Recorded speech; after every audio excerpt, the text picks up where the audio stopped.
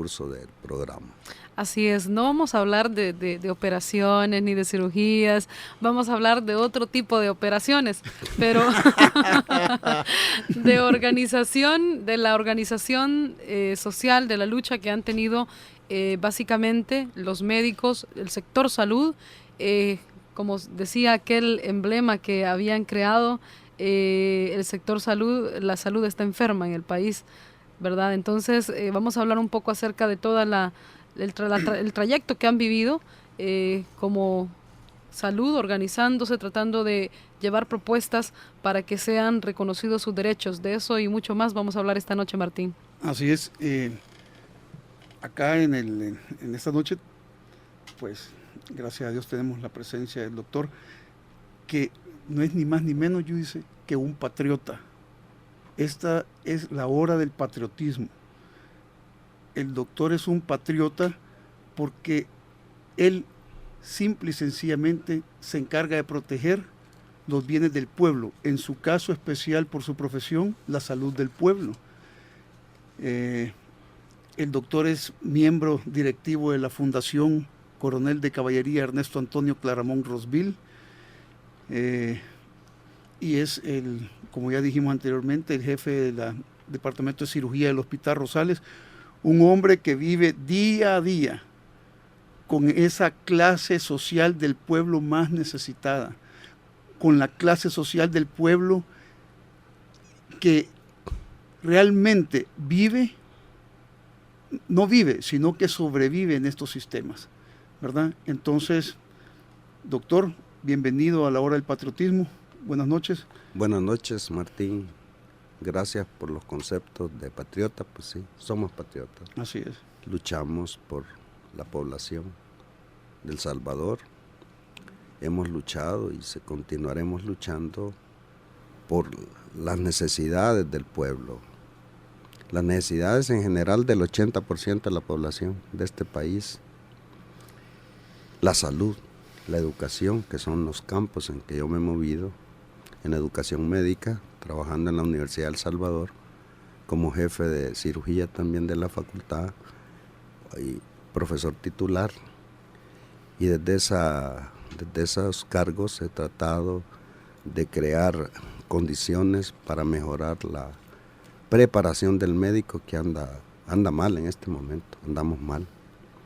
Pero ya algunos años que prácticamente desde la 72, que se tomó la universidad en esa época por el ejército, la cantidad de fondos para el manejo y la formación de profesionales también se vino para abajo, y la universidad trató de formar más personal médico y profesionales de la salud en otras áreas con escasos recursos. Entonces, en formación en salud no se puede. Los recursos tienen que ser exactos para el número de profesionales que vamos a formar. Esto ha bajado la preparación del médico en más o menos al 70% de lo que debería ser. Y las especialidades es otra cosa, las especialidades médicas, que es una lucha por formar especialistas, que hasta ahora la estamos viendo. Fue una herencia que yo adquirí de mis profesores, de luchar por eso, y por años, 40 años quizás, o más, 50 años, de que la lucha viene, y finalmente en el 2003 se reconoce en la Ley de Educación Superior las especialidades médicas y odontológicas. Pero desde esa época hasta hace un año ya comenzamos a formar profesionales con programas universitarios para dar títulos de especialista. Es otra de las cosas que nos interesa a todos, porque al formar buenos médicos, buenos especialistas, los otros recursos en salud, los otros profesionales de la salud bien formados, la población va a estar favorecida. Pero esto conlleva también, como este ha sido un abandono, yo creo que quizás en 1800, quizás sí en tiempo de Emilio Álvarez, creo que fue como en 1880, y de Gerardo Barrios en esa época más o menos, que trajeron a Emilio Álvarez para que sembrara café, y era un cirujano formado en Londres y creó especialidades médicas. Quizás en esa época sí había un apoyo gubernamental, pero de ahí para acá yo creo que eso ha venido bien mal. Había patriotismo dentro de los gobernantes. Eso, quizás en esa época todavía existía eso, aunque para la población no había, porque aquí vino la colonia, esclavizaron, y yo creo que la población sigue esclava en este momento. Es el concepto que tengo, porque las cosas no funcionan y nosotros queremos, a través de diferentes asociaciones, yo soy también presidente de una asociación médica que se llama Médicos Amigos, que la formamos precisamente para llevar salud a la población aquella en que no conocían o nunca habían recibido tratamientos de parte de un especialista.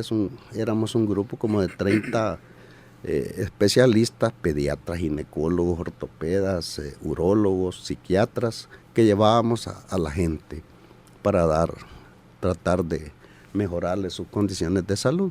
Pero esos son pequeños esfuerzos. Ese esfuerzo no debe ser de grupo, debe ser de un gobierno, como una obligación, porque yo oigo que hablan de salud solo para cuando van a haber elecciones. Todos los partidos están hablando de programas de salud, pero nosotros hicimos una lucha desde el 98 para obtener un plan nacional de salud, y en este momento no tenemos nada. No tuvimos nada de esa lucha, desgraciadamente. ¿Y cuáles han sido, digamos, los planteamientos básicos, digamos, de toda la organización que ustedes han tenido, la lucha que han tenido desde tantos años? Sí, es decir, la lucha última, comenzada en el 98 aproximadamente, buscaba prácticamente 3 cosas. Una, tener un plan de salud que garantice con eficiencia la salud de los salvadoreños. Una.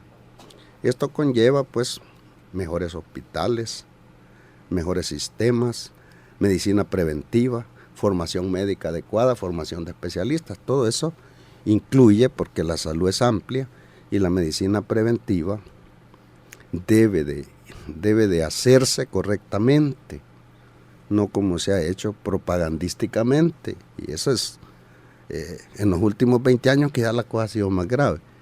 Esta lucha nos llevó a eso y a mejorar las condiciones de trabajo en las diferentes instituciones de salud y en los diferentes niveles.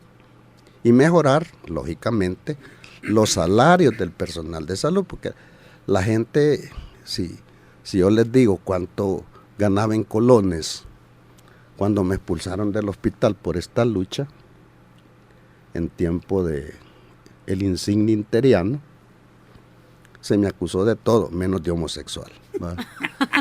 Y en ese momento, en ese momento podía sí ser podía ser grave, porque todavía no existían los conceptos de que son preferencias sexuales. Ahora ya no, porque si me acusan de eso, pues ya no hay problema. Hubiera visto negra.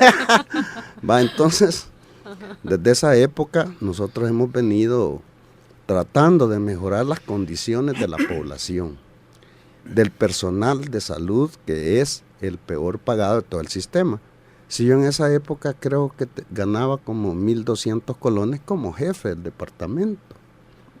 Ahorita mi salario es $1.500, $1.600, con una responsabilidad enorme. Entonces la gente piensa, no, si a esto les pagan bien. No, hombre, si a las enfermeras les pagan mal, si a los licenciados en nutrición les pagan mal, si a todo el personal de salud les pagan mal, a los administrativos están mal pagados. Y ahora nos preguntamos también por qué la atención también es una de las flaquezas del sistema de salud, y es que imaginémonos, si alguien no está bien pagado, si alguien no se reconoce su trabajo, ¿cómo va a hacer plenamente su trabajo y lo va a desarrollar con plena satisfacción?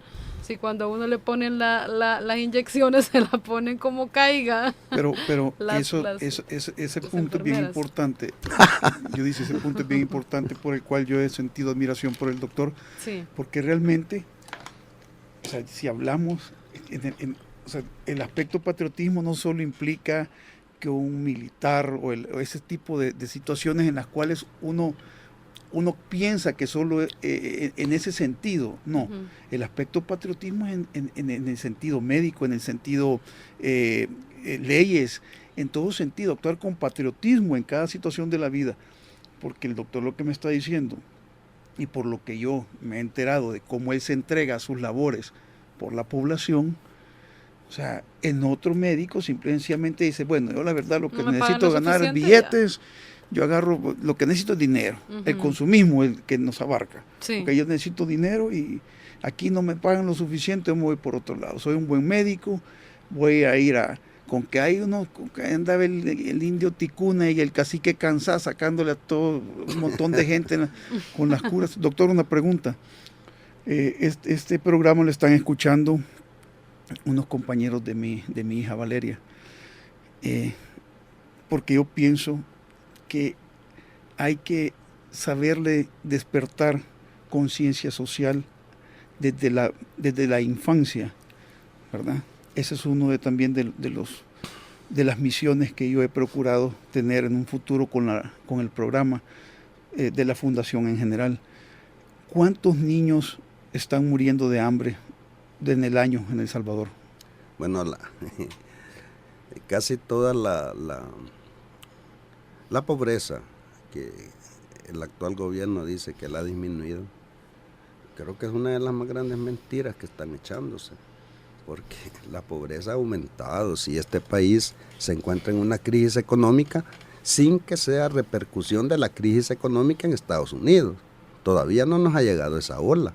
Aquí la crisis la creó el neoliberalismo, la creó la llegada de un partido neoliberal al gobierno, en la cual se dejó de producir, se cerraron empleos, fábricas, comerciantes que quebraron, empresarios que quebraron, los costos se fueron para arriba.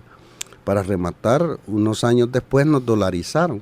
Entonces hay una crisis económica que este pueblo vive y vivimos todos, porque el común denominador del salvadoreño es deber y no poder pagar, aunque quiera hacerlo, porque la crisis es bien seria y nos viene la otra crisis, que espero que no sea repercusión, no repercuta tanto. Entonces, la muerte por hambre es enorme, o sea, es una gran cantidad. La mortalidad infantil que dicen ellos que la han disminuido no es cierto. O sea, las más grandes mentiras que se han dicho en el mundo, en toda la humanidad, desde que existen quizás son las estadísticas. Las estadísticas. Entonces, la tasa de mortalidad por enfermedades que dependen del hambre son grandes. No puedo darles una cifra, no hay cifras. Hay cifras... no hay cifras reales. Reales, hay cifras oficiales que nos llevan a mentira. Y es que no estamos hablando, como usted bien lo dice, no estamos hablando quizás de esperar a ver aquellos videos en los cuales salen lamentablemente niños, por ejemplo, del África, que ya prácticamente su piel está pegada a sus huesos. No estamos hablando de ese tipo, tal vez de hambre que los lleva a morir precisamente, que se ven agonizando. Estamos hablando de problemas de salud que por la mala alimentación y por no tener el acceso a comprar los alimentos se generan. O sea, estamos hablando de eso también, ¿verdad? Además de eso, un mal sistema de salud, que para mí no existe, nos lleva a que la población en el primer nivel debería de recibir nutrición. Los niños sí se dan esos casos se llama marasmo, se dan en la población, ya no es muy frecuente eso, pero se encuentran con proteínas bajas, desnutridos por la falta de alimentación, y las infecciones de todo tipo, bacterianas, virales, etcétera, tienen bajas sus defensas y las recibe este niño y fallecen por una enfermedad infecciosa, no por desnutrición, pero la base de eso ha sido la desnutrición. Y hay lesiones del hígado que van también a matar a cualquier persona, no solo a los niños, por desnutrición. Es un tipo de cirrosis en el hígado, no solo los alcohólicos, sino que también este tipo de cirrosis por desnutrición llega. Doctor, ¿qué recuerda usted de 1977? Bueno, llegamos a un periodo en el cual el pueblo salvadoreño, ya en otras ocasiones, yo creo que fue la última oportunidad que existió para respetar la voluntad soberana del pueblo, una elección de presidente, con el coronel Claramón en esa época. Quizá fue la última, porque ya en 1962, creo, o 60, hubo fraude. Le robaron el triunfo al doctor Fabio Castillo Figueroa, eliminándolo como 24 horas antes de la elección. Y bueno, se tomaron las urnas y todo, fue un solo relajo, ¿va? El fraude. Luego vino la otra elección del ingeniero Duarte, con la 1, donde también el Partido Comunista intervino como UDN, si no mal no me recuerdo, era uno de los partidos del MNR, con la persona que quizás también hubiera sacado adelante este país en ese momento, el doctor Ungo, y se roban también las elecciones, golpean a Duarte y lo sacan del país. Se toman el central de elecciones, pasan como varios días contando, dicen, y bueno, todo lo que nosotros sabemos del fraude, de los diferentes tipos de fraude abierto que había. Y en el 77, la última oportunidad de detener la guerra, se tuvo en ese momento, que le roban también las elecciones con un fraude horrible al coronel Claramón. Esa es una de las situaciones, yo creo que era la última oportunidad ya para parar. ¿Y usted qué recuerda de aquel 28 de febrero? Ese 28 de febrero, ahí nacen, después de esa masacre que se comete en el parque llamado Libertad, porque yo creo que ya no es ni de la Libertad, y en la iglesia del Rosario, se comete una masacre, golpean casi lo matan al coronel, me recuerdo. No, eso fue cuando Duarte. Pero hay una matanza también, sí. Y nacen las ligas 28 de febrero, Correcto. Entonces desde ahí comienza ya la gente a organizarse, porque ven que en este país es imposible obtener una presidencia de la República por el fraude que existe, las masacres que cometen, los crímenes que se cometen. Entonces nacen las ligas y desde ahí comienza ya la gente a prepararse para una guerra civil que se da. Eso hubiera podido evitarse en ese momento. Creo que era la última oportunidad que se tuvo aquí. La derecha impura, le llamo yo, la cometió a través de sus instrumentos, que era el ejército. Hablemoslo así, instrumentos del capital. Un capital retrógrado, esclavista quizás, que no cambió. Desde la colonia no pudieron cambiar. Dentro de aquel gran capital, doctor, a quien más hemos estado recordando en estos programas anteriores, porque no lo vamos a negar, una figura, un patriota verdadero también, Enrique Álvarez Córdoba, un hombre con muchísimo dinero, como yo le he mencionado. Catorcito.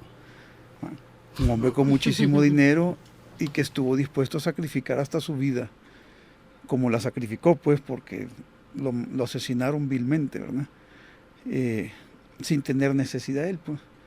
Y demostró con la Hacienda del Jobo la reforma agraria que él mismo se hizo para demostrar que sí se podía hacer. Entonces, con estas situaciones dadas en el país, usted dijo hace un momento, yo pienso, mi papá decía esto, si agarramos los estatutos de cualquier partido político, los estatutos son maravillosos, son por el pueblo, para el pueblo y con el pueblo. Los que le dan un mal lineamiento, los que hacen las cosas al revés, son los dirigentes de los partidos políticos, ¿verdad?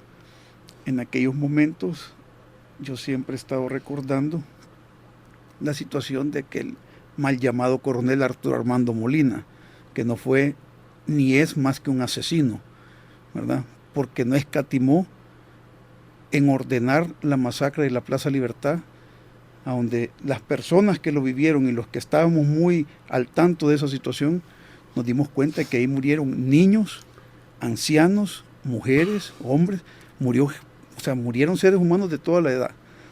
No es que y Romero, otro asesino de primera marca también, ¿verdad?, que no tuvo ni la más mínima dignidad de decir, bueno, no, la verdad que esto ya no es lo que usted decía, lo del 60, lo de los 50, que bueno, hacían la movida y ahí iban, pero no sacrificaban al pueblo como lo hicieron en ese momento, ¿verdad? Cuando la gente me cuenta a mí y habla acá a la radio y comentan que en las calles que iban hacia abajo del Parque Libertad, el agua iba teñida de rojo, pues pareciera que era película de los 10 mandamientos, ¿verdad?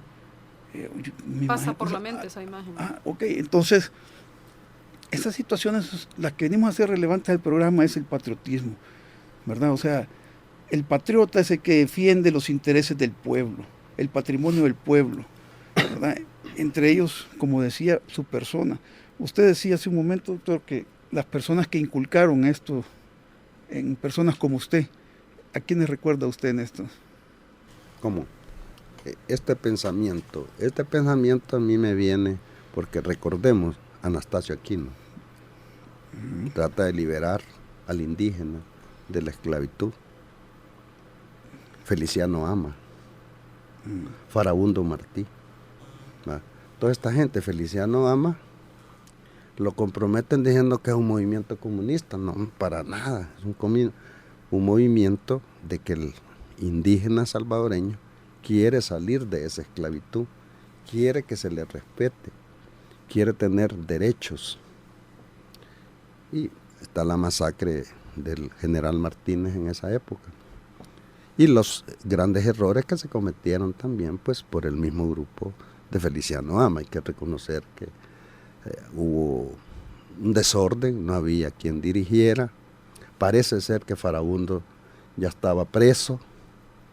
Algunos de los líderes, Mármol creo también, ya sí, pero el movimiento, ese no era un movimiento comunista. Si yo mal no recuerdo, en lo que he leído de esto, ellos lo que querían era detener la violencia que se iba a dar con la dirigencia de Feliciano Ama por los movimientos indígenas. Creo que eso quería el Partido Comunista, no fue nunca un movimiento comunista. Así lo he entendido, no sé si estoy equivocado, me lo aclaran. Por lo que yo tengo la historia que dejó mi abuelo a través de mi padre, la verdad que lo que usted dice es cierto. Ayer tuve yo me dio como una tristeza. Fuimos a la cuestión del libro que ¿Del 32? Del 32. Y a la muchacha que está ahí encargada de vender y todo, en la, ¿cómo se llama el lugar? En el Museo de la Palabra. Se llama Jackie. Y le dije, mire, en 1977 no tiene nada. No, me dijo. ¿Y usted sabe qué pasó en 1977? No. ¿Y usted no sabe quién era el coronel Claramón? No. En el Museo de la Palabra. O sea, ese año, doctor, para mí lo impresionante es que cuando yo agarro la publicación que sacó el Diario de Hoy, del siglo XX, que sacaron todos los sucesos del siglo XX, usted pasa de 1978 a 76 al 78, prácticamente lo pasa sin nada. No pasó nada. Ese periodo. Para la gente no pasó nada. ¿Por qué? ¿Por qué se dieron ciertas situaciones? Yo ya lo mencioné aquí también. Mi padre no tenía el concepto de que libertad se escribe con sangre. Mi padre no tenía ese concepto. O sea, ya no estábamos en otras épocas. Se supone que habíamos superado muchas etapas. Mi padre decía, en la derecha hay buenos derechistas. En la izquierda hay buenos izquierdistas. Lo que pasa que difícilmente son los que toman las decisiones. Quizás ese sea el punto. Así es. Directamente. ¿Verdad? Porque... Sí, en lo que comentabas de Enrique Álvarez Córdoba, pues un millonario, descendiente precisamente de Emilio Álvarez. Emilio Álvarez se quedó aquí, se casó y se fue a radicar a Santana. Se retiró como cirujano cuando el Hospital Rosales se trasladó donde está actualmente, con el donativo de José Rosales, que se lo enganchó el presidente de la República, que era médico, para que dejara todo para hacer eso. Entonces él se fue pues a trabajar con el café. Por lo menos fue una buena enganchada, ¿no? Esa es Carlos Emilio, el cirujano coloproctólogo que está en Miami, hermano de Quique Álvarez. Son descendientes, creo que él era el abuelo o el bisabuelo de ellos. De ellos. Sí. Pues, O sea, y aquí venimos nosotros viendo, y aquí hay que señalar un punto. A ver. No existe memoria histórica en la población, no existe. ¿Por qué? Porque los sistemas educativos desde el kindergarten o del jardín de infantes han tendido desde hace años, porque yo no conocí nada de esto en la primaria, de Feliciano Ama, ni nada.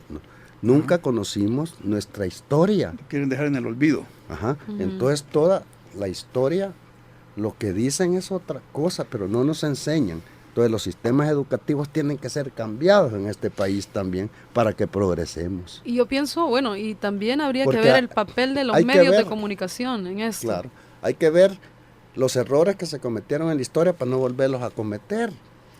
Bueno, usted lo ha dicho claro, ¿no? Esa es una de las visiones. Los medios de comunicación, Dios me perdone o me perdonen ellos, pero prácticamente han estado vendidos a la oligarquía salvadoreña. Son muy, muy pocos los medios de comunicación en los cuales se está realmente hablando, por lo menos en un 80% la verdad.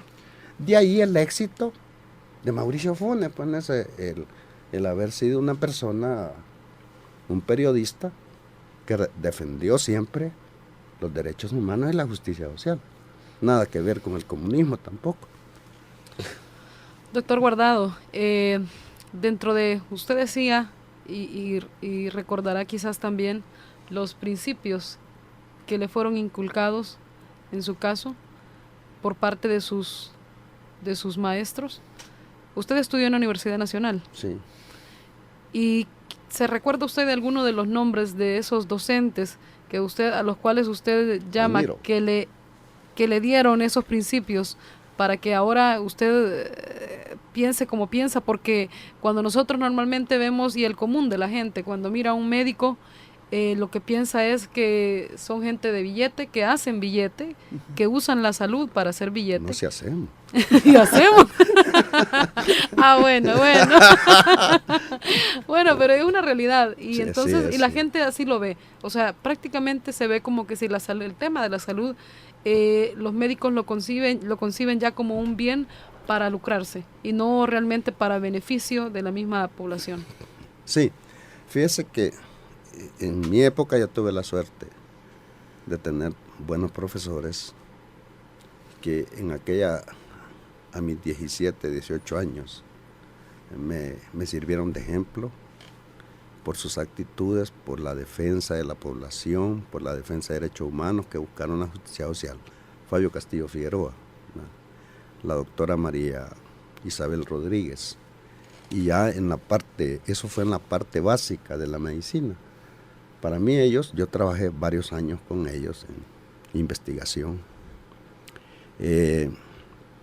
Para mí ellos fueron parte de la formación mental de un joven a esa edad, por su ejemplo, por su trabajo, por lo que Fabio representó en ese momento, la otra, también la doctora, ¿verdad?, de gran respeto y reconocimiento mundial, los dos, fíjense, médicos esos, Olwood Paredes, otro ya conocido también por eso, otro de mis profesores, pero en la parte ya clínica y aplicación de esos conceptos hacia la población, el doctor Guillermo Rodríguez Pacas, quien me enseñó la parte técnica de la cirugía, quien siempre voy a agradecer toda mi vida, que yo no sea tan maleta, pues.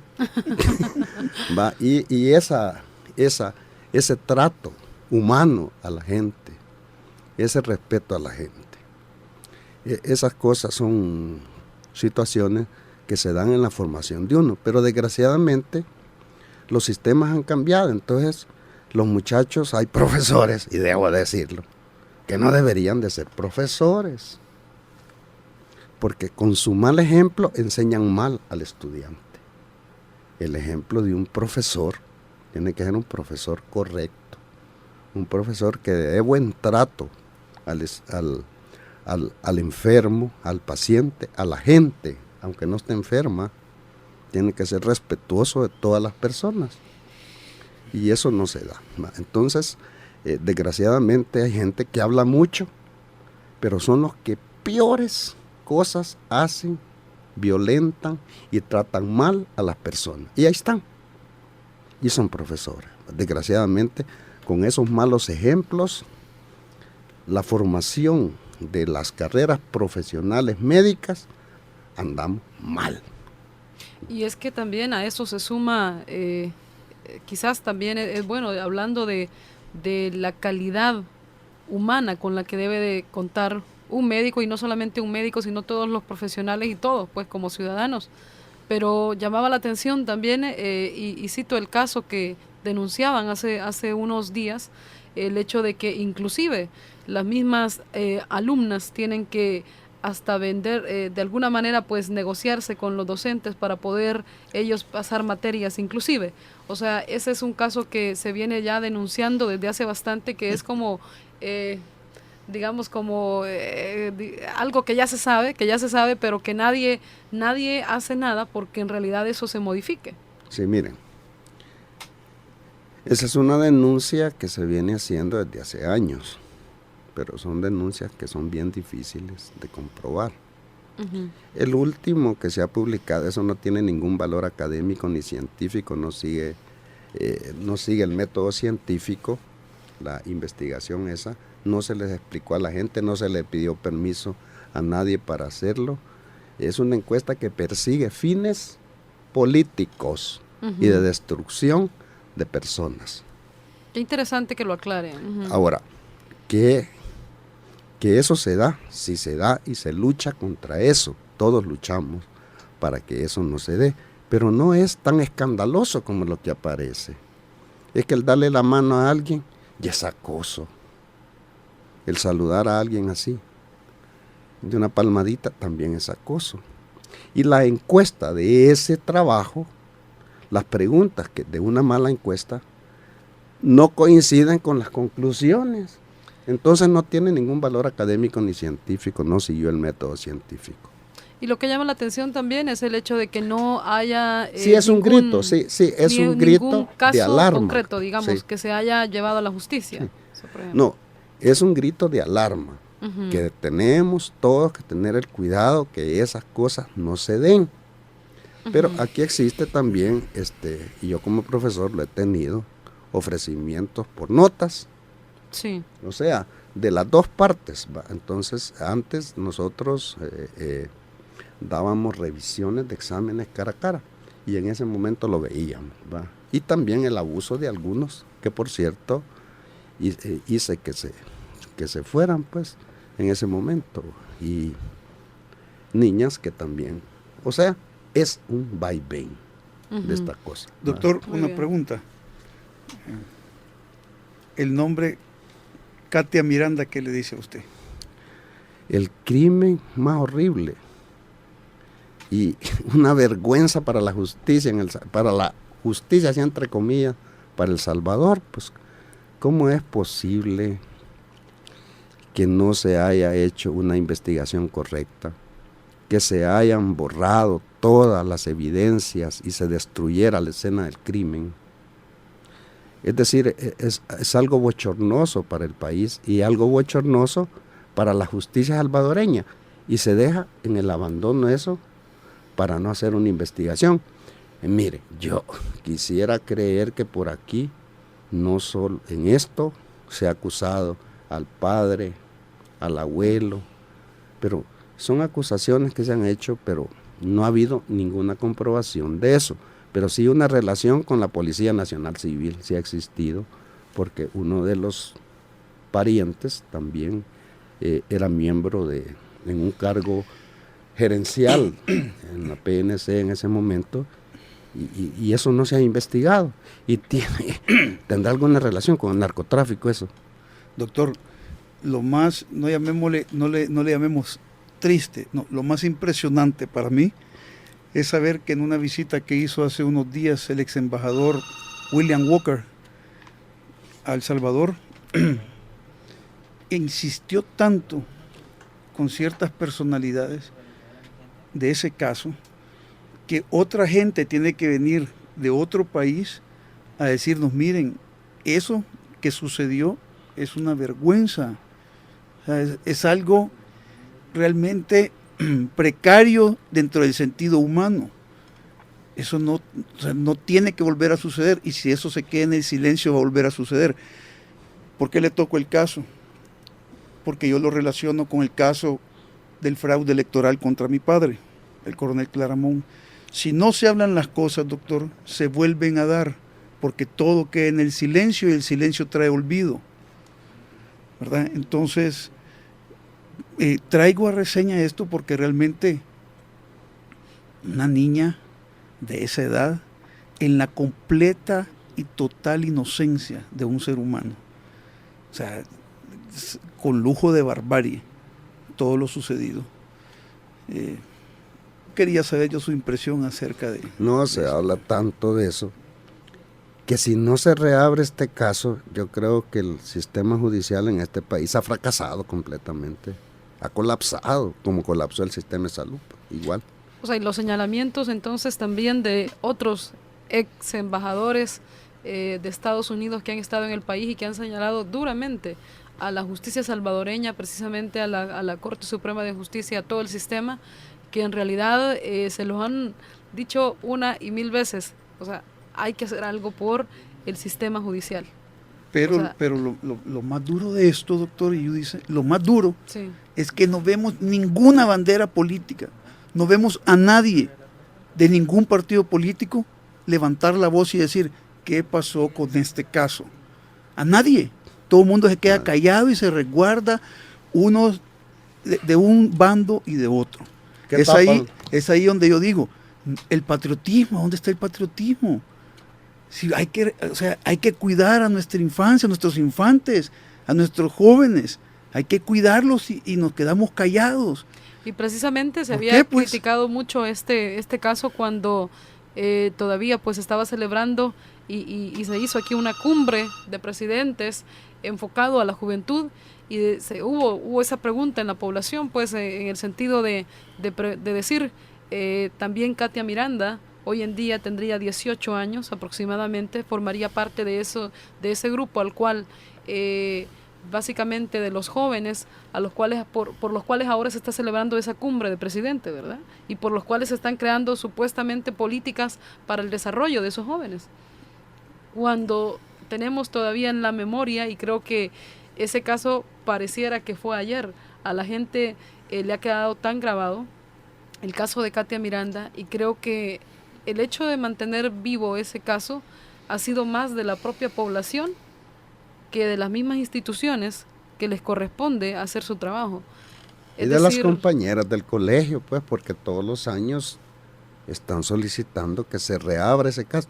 Si es que nadie está diciendo, mire, culpen a este, metan preso al otro, sino que se reabra el caso y que se haga otra investigación y se aclare todo lo que sucedió y se busquen las relaciones que este crimen puede tener, porque es un crimen vergonzoso para este país. Y es vergonzoso para el sistema judicial que no se reabra. Es vergonzoso para la Fiscalía General de la República, que no dice nada. Es vergonzoso para el señor presidente de la República. Así de sencillo. Y ninguno de los actuales políticos en campaña habló de reabrir el caso. Entonces, eso da miedo, da terror. ¿Qué va a pasar? Y cuando tú decías el ejemplo para mi Valeria, el ejemplo lo va a tener en la casa. El buen ejemplo del patriotismo de la casa y el buen ejemplo de los colegios donde estudia, Así de es. sus profesores. Exactamente. Es muy importante todo esto porque todos jugamos un papel muy indispensable en la educación de nuestros hijos o de los hijos de otros, ¿verdad? Es más, yo soy una persona que he sido muy mecha corta. Yo soy una persona bien alterada. Y de un tiempo para acá, pensando yo en el ejemplo para mis hijos, digo yo, no puedo seguir igual, tengo que cambiar. Porque la verdad, que si nosotros queremos cambiar el mundo sin cambiar nosotros mismos, es mentira. Ese es mi concepto real de la vida. Si yo no cambio, es mentira que los demás van a cambiar, ellos no van a cambiar, tengo que cambiar yo. Y si muchos o varios no cambiamos, no van a cambiar las cosas. O sea, este caso del asesinato cruel de esta niña es un caso que, como usted dice, nadie, aquí no he visto a nadie, ni de la derecha, ni de la izquierda, ni del centro, decir, queremos averiguar, o nosotros, bueno, ni siquiera lo han aprovechado, ni siquiera lo han aprovechado políticamente, decir, nosotros vamos a investigar este caso si nosotros llegamos. No lo han hecho. ¿Por qué? ¿A dónde está el patriotismo de nuestros políticos? Ser una niña. Y bueno, ahí viene un juego de cosas y situaciones que realmente tenemos que ir viendo cómo damos, como usted decía, una señal de alerta, ¿verdad? Acá no se trata de señalar que fulano, que sutano, que el partido tal, no. Acá se trata nada más de hacer ver los errores que se han cometido en el transcurso de la historia de nuestro país, sobre todo, y tratar de que no se cometan más adelante, ¿verdad? Por eso, sí, cuando estábamos revisando lo del 77, hice referencia a otros, y me olvidé también de un presidente que quería hacer democracia en este país, que le volaron la cabeza y un balazo. Manuel Enrique Araujo. También va. Todo eso. Entonces, hay otras cosas. Entonces, en este momento en que nos encontramos a 2 días de unas elecciones y en que se comenta mucho en la población, entre mis colegas, en los hospitales, con mis pacientes, en el consultorio privado y hospitalario, que se fragua un fraude electoral aquí técnico, que hay extranjeros con DUI que van a venir a votar. O sea, señores, piensen las repercusiones que esto pueda tener. Piensen en la violencia que esto puede engendrar. Si ahí tenemos ejemplos de lo que ha venido pasando.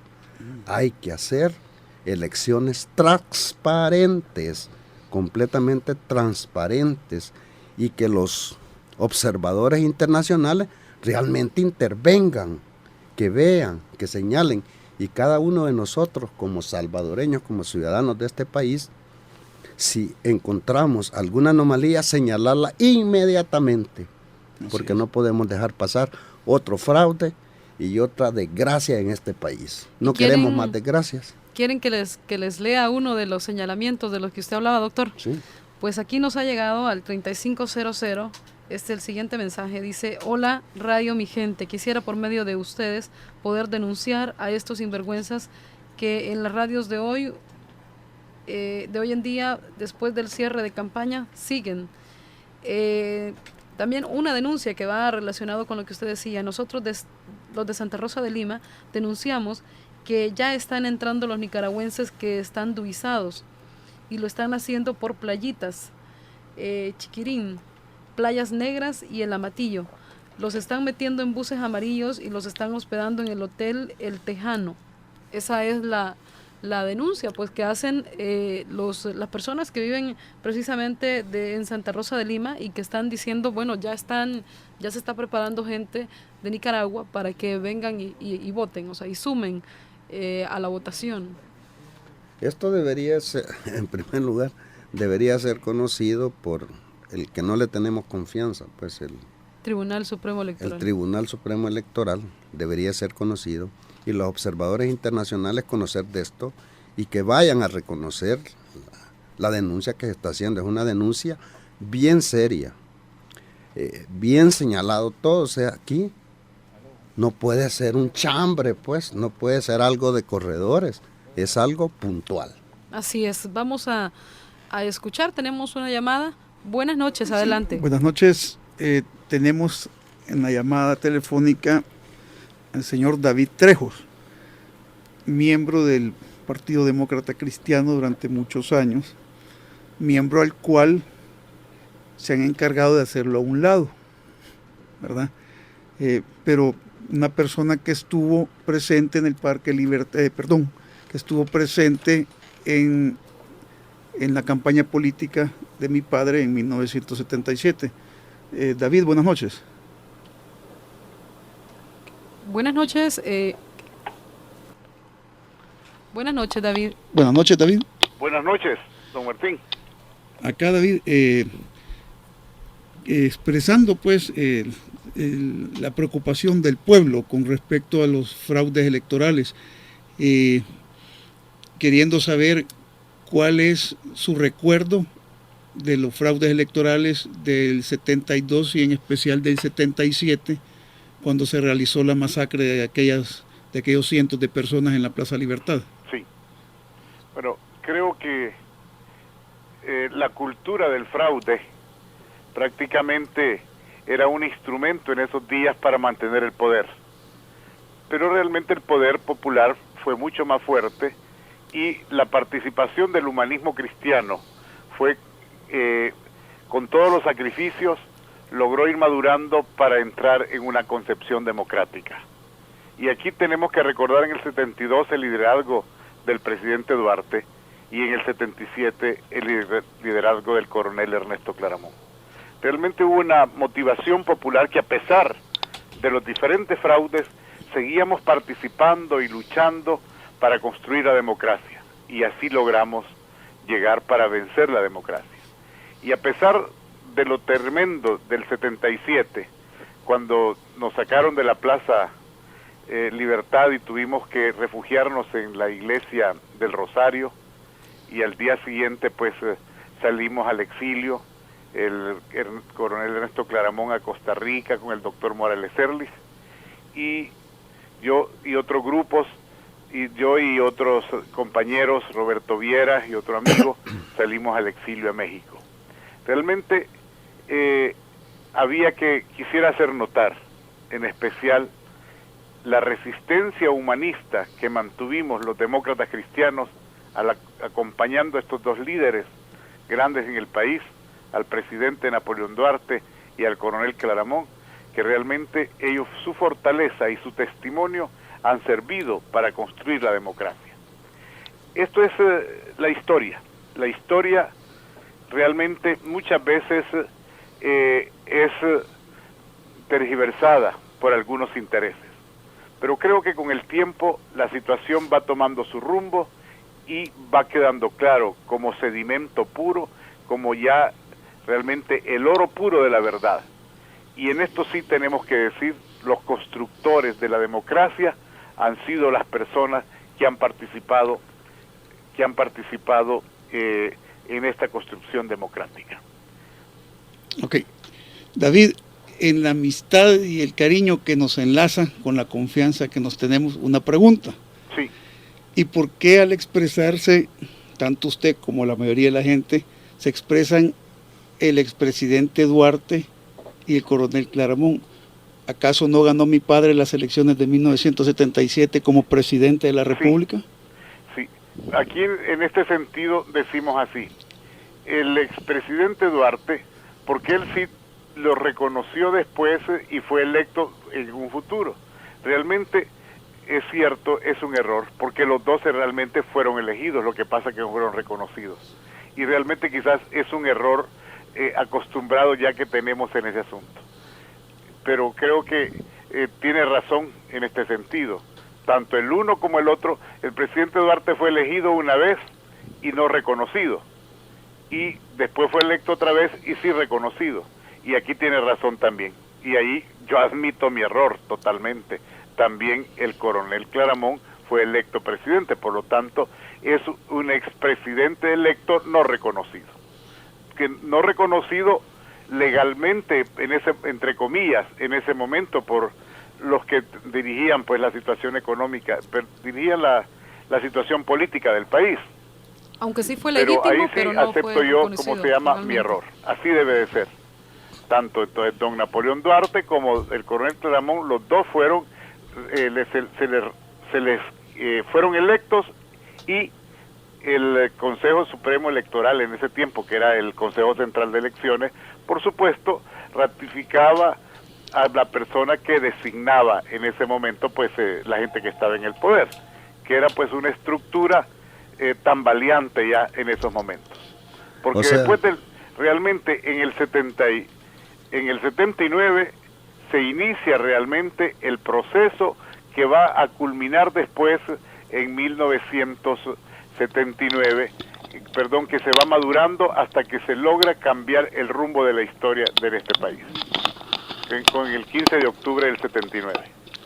o sea, el coronel Claramón es un presidente electo no reconocido a quien le roban el ejercicio de la presidencia de la República y de dirigir el poder ejecutivo de este país. Sí. Así pues, esas son las historias. Esperamos que eso no se repita, que ya no se vuelva a repetir, porque esto trajo consecuencia un golpe de estado militar en el 80, grave, otro golpe de estado, ¿verdad? Posteriormente a este movimiento, la juventud militar reclama los fraudes que se habían dado, y al final no se da, y eso trae como consecuencia una guerra civil que mata a salvadoreños, escuadrones de la muerte, etcétera. En ese asunto de la guerra civil totalmente sé que hubo un conflicto bélico, pero yo no estoy de acuerdo en el concepto de que hubo una guerra civil exactamente. Para que hubiera habido una guerra civil se necesitaban 3 elementos específicos: 2 ejércitos reconocidos, el otro fue reconocido posteriormente. Y la población dividida. El ejército guerrillero fue reconocido, perdóneme. Se lo reconoció realmente, se lo reconoció internacionalmente. México y Francia, pero después fue una cuestión. Entonces, en un momento determinado. Por eso me refiero pero la yo. Población absoluta estaba totalmente, le digo. El hecho es que ya no queremos más muertos, que no queremos otro fraude. Ya no queremos más muertos. No queremos un conflicto bélico, como se le quiera llamar. Eso sí, es otra cosa, pero que no. Pero que haya sido una guerra civil tampoco va, porque esa es una cuestión, un baluarte para determinada tendencia política. Pero realmente aquí sí quiero aclarar, la vocación tanto de don Ernesto Claramón como de don Napoleón Duarte, presidentes electos legítimamente por el pueblo y no reconocidos, realmente fue un testimonio totalmente democrático, con una vocación de servicio, con una vocación de participación. Sucede que cada vez se aprovechan sectores para ideologizar y mantener posiciones que realmente no son exactamente las vocaciones que han mantenido nuestros líderes. Bueno, David, muchísimas gracias. Está invitado para la próxima semana al programa, esperamos tenerlo por acá el día jueves, para que sigamos externando nuestros pensamientos, nuestras ideas. Muchísimas gracias y un saludo al doctor participante allí también, y ha sido un honor pues participar con ustedes. Muchas gracias. Muchas gracias. Bueno, realmente hay muchas cosas, ¿no? Hay muchas cosas de qué hablar, y precisamente nos mandan unos mensajes. Un verdadero revolucionario jamás se da por vencido, lucha arriesgando aún hasta su propia vida y la de su familia. La revolución se cuida y nunca pues hasta ahí se queda el mensaje. En el IS van a utilizar los vehículos institucionales para que la gente que va a estar en juntas receptoras de voto, y dice, para la gente que va a estar en juntas receptoras de votos, y para medicina no hay. Además, el doctor Nolasco Perla dio $25,000. Otro de los mensajes nos dice Hugo Martínez, en repetidas ocasiones lo ha dicho en algunas entrevistas: uno solo no hace nada, porque al gobierno no le conviene, pues están untados. Bueno, tenemos una llamada telefónica. Buenas noches. Sí, buenas noches. Hablo de la comunidad de San Luis Mariona. Si puede acercarse un poco más, sí, porque no le escuchamos mucho. Sí. Y que le baje volumen a su radio, por favor. Primeramente quiero decirle allí al compañero que están, a los participantes en el foro, hay cosas que nosotros no las entendemos muy bien. Por ejemplo, él dijo, uno de los exponentes dijo que yo tengo que cambiar. está bien, pero no es esa la solución. Yo tengo que cambiar, pero tengo que enseñarle a cambiar a la gente. ¿Dónde? En el trabajo, en el taller, en las universidades, y etcétera, etcétera. Pero no se ha hecho. Aquí la educación se ha corrompido. En el aspecto de Duarte, voy a decirle una cosa. Mire, Duarte aquí, cuando me sacaban carrereado ahí en el Parque Libertad, pues nosotros casi creíamos en él. Uh-huh. Pero le voy a decir una cosa, cuando él vino de Venezuela, que se fue a exilar a Venezuela, ya él venía a ser presidente, pero con compadre hablado.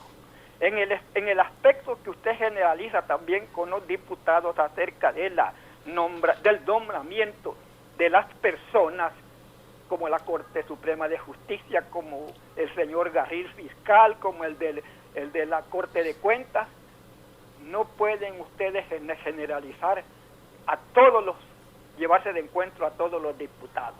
El frente, me cabe a mí el orgullo de pertenecer a ese partido, pero el frente, sus votos no pueden hacer nada. Allí el PCN y el PDC con compadre Hablado de Arena arreglan todas las cosas para nombrar al fiscal, para nombrar los corruptos de la Corte de Cuentas y los corruptos de empezar del Calderón, presidente de la Corte. Así es que no pueden hacer nada. Ayúdenos mejor a que hoy, en enero, obtengamos más diputados para poder solucionar, pero diputados que ayuden. No que los callen ahí cuando llevan un proyecto bueno y los callan allí porque no tienen la mayoría de votos. Eso no es así, compañeros. Me perdonan. Aquí nunca hemos tenido un presidente electo. Y si lo hemos tenido electo, les han quitado la guayaba, como decimos. Nunca hemos tenido. Porque siempre hemos sido manejados por una derecha corrupta, sin vergüenza, y por eso, por no tener, como se llama, los volados bien puestos, nos están mangoneando y hacen lo que quieren con mi pueblo. Adelante, pueblo salvadoreño, y los invito a votar hoy en enero, para obtener más diputados decentes y correctos y poder elegir nuestras autoridades nosotros. Muchas gracias. Bueno, buenas noches, muchas gracias. Agradecemos esa llamada, es bastante fuerte. Adelante, doctor, sí, adelante. Casi todos los conceptos que ha vertido el compañero que acaba de hablar, pues son realidades. Aquí nosotros no estamos diciendo que hay que hacerlo.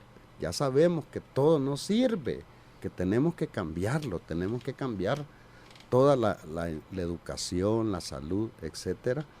Y casi todo lo que usted ha dicho, buscamos que no vaya a haber fraude, que toda la gente vaya a votar y que salgan los diputados que el pueblo quiere, que el pueblo ha elegido a través de su voto, pero que ese voto sea respetado. Hay que defender el voto.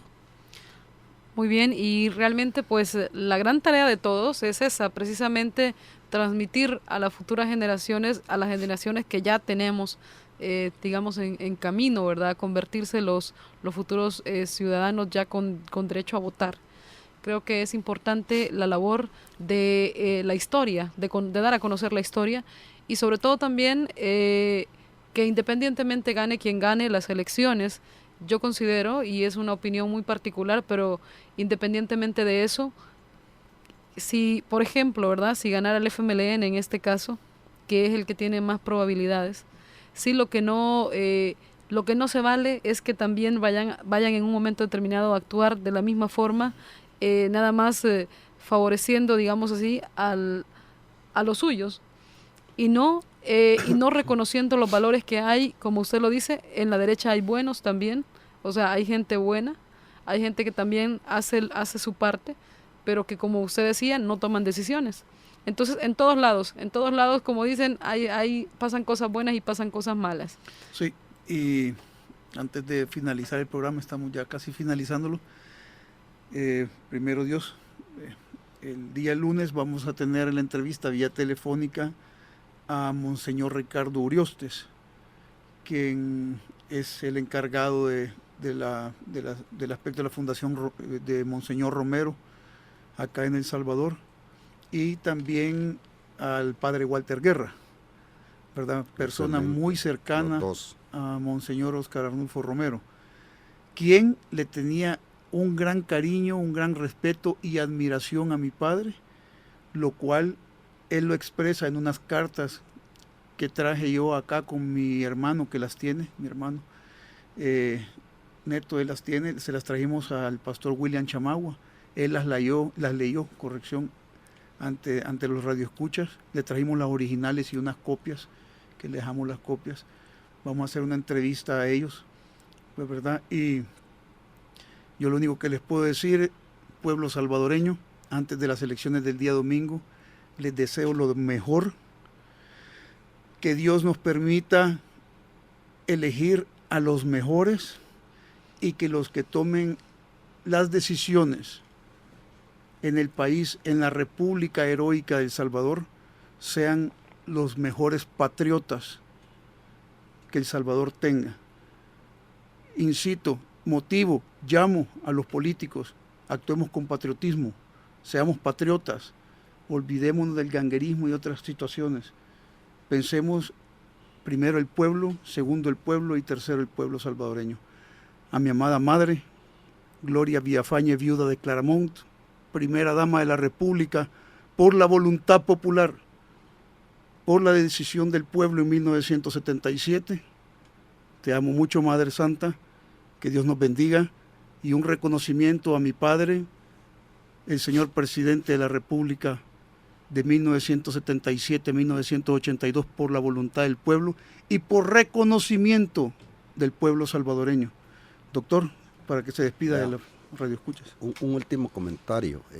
Las opiniones y las cartas de apoyo y de reconocimiento a las acciones de tu padre por personas tan valiosas como son Monseñor Urioste y Walter, personas valiosas y opiniones valiosas.